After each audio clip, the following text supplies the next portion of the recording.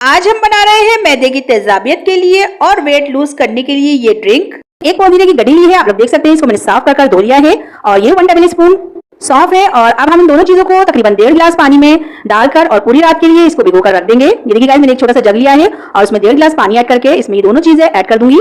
जो है बाहर ही रखना है, फ्रिज में नहीं रखना है। तो ये देखिए मैंने इसको जो है काउंटर पे ही रख दिया है। तो मिलते हैं नेक्स्ट डे।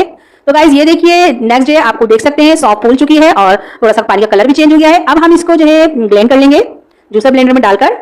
तो ये देखिए गाइस, ये जो है हमारा पीस चुका है अच्छे से। और अब मैं इसमें जो है ये ऐड कर दूंगी पुदीने और सौंफ वाला पानी जो है इसमें ऐड कर दूंगी और इसको मैं तकरीबन 5 मिनट तक मीडियम फ्लेम पर पकाऊंगी जब तक ये थोड़ा कम नहीं हो जाता। गाइस इसको हम इसलिए पका रहे हैं ताकि पुदीना जो है जल्दी से खराब ना हो इसमें। जब हम इसको स्टोर करके रखें तो इसमें झाग वगैरह ना बने। देखिए गाइस, इसको पकते हुए 5 मिनट हो गए हैं और मैंने चूल्हा बंद कर दिया है। तो गाइस जब तक ये ठंडा हो रहा है हम दूसरा काम कर लेते हैं। ये देखिए मैंने आधा पाव जो है नींबू लिए थे और इनको इस तरह बीच में से कट कर लिया है।